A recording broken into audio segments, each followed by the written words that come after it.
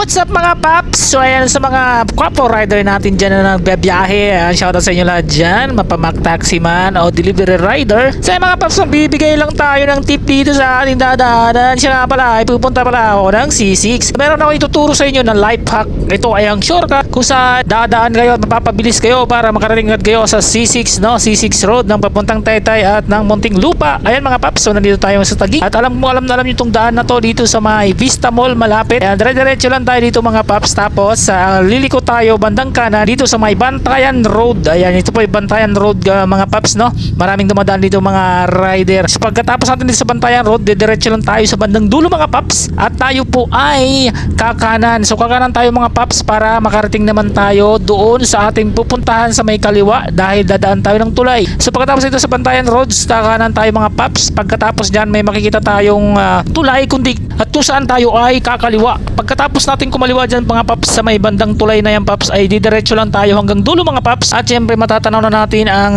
C6, ang liwanag dahil wala masyadong mga bahay doon. Siya nga pala mga paps, marami pa rin talaga ang natatakot sa C6 road, no, dahil sa mga nababalitaan at mga nangyayari na mga hold-upan at agawan ng motor. So mga paps, kahit saan mga lugar mga paps ay meron naman talagang hindi magandang pwedeng mangyari sa ating mga paps. So kailangan doble ingat lang tayo at ang pinaka-importante mga paps ay magdodoble ingat, maging alerto, no, lalo sa mga isasakay natin at mga nakasalamuhan natin na tao. So ayan mga paps, nandito na tayo mga paps. Pagkatapos natin doon sa may bandang tulay mga paps, tayo ay kakaliwa. Ayan, so pagkatapos ng kalumala dyan mga paps, sa bandang dulo na ito paps, ayan, nakikita nyo naman ang sinang ng araw dahil ay mag-uumaga na dito mga paps. So ayan, matatanaw na natin ang 6 dito mga paps, kaya wala masyadong mga bahay dito sa dulo. Siya pala paps, mag-ingat kayo dito dahil may ginagawa ditong pipe mga bandang dulo mga paps, kaya medyo rough road yung daan dahil binubungkal mga paps yung kalsada dito. So dire-diretso lang tayo dito mga paps, ay magbubukang liwayway na mga paps, no, dahil umaga na dito. Ayan, mayroon dito ang company o sinatawag na lang pabrika sa Tagalog dito bandang dito sa bandang kanan natin mga paps. So madadaanan nyo yan mga paps. Ayan, dire-diretso lang paps, dito makikita na natin paps mga ginagawang pipe. May mga bantay naman po dyan kung mag-go tayo o hindi.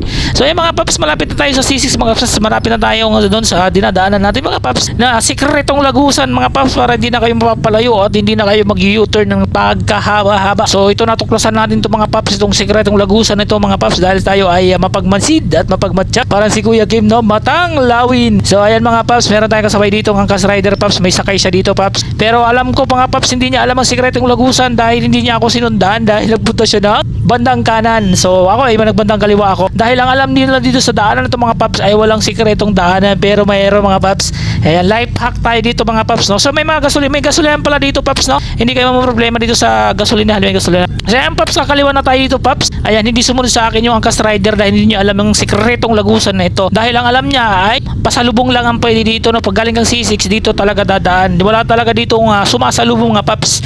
Dahil ako lang ay isang pasaway, dahil ako lang ang gagawan nito. So ito na mga paps, tuloy-tuloy tayo mga paps hanggang dulo. Tayo ay kakanan at dito na magsisimula ang ating life hacks. Ay dadaan tayo sa isang rough road na daan. Ayan, parang pang motocross mga paps, no. Ayan, so kakanan tayo dito paps, dumiretso yung isang rider paps, hindi niya rin alam yung life hacks dito. So ayan, pag diretso natin dito paps ay C6 na ito paps, pero syempre one way papunta ng Muntinlupa yan. So kumaliwa tayo mga paps, duman tayo dito sa rough road mga paps. So kayang-kaya naman ang rough road dito paps, kahit anong klase ng motor, kahit e-bike, kayang-kaya. So ayan, dito na tayo dumadaan mga paps, no. Naging life hack na ito. Ito ay shortcut paps, no, dahil malapit-lapit agad nito.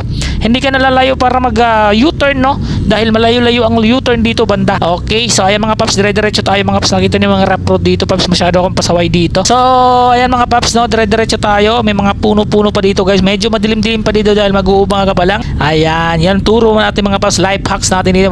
Tapos dito matatanaw mo na paps ang U-turn slot. Syempre mag-aantay ka dito, isagat mo na paps yung pagpunta mo dito.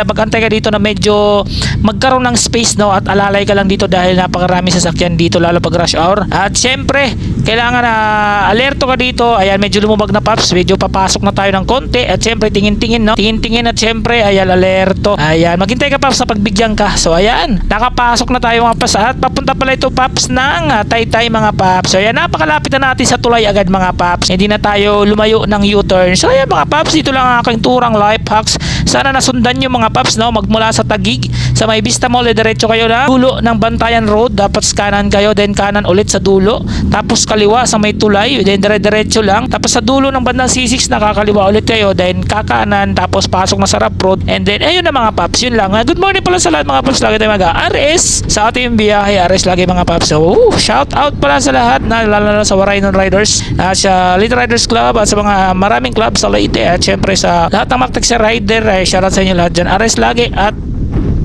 keep safe.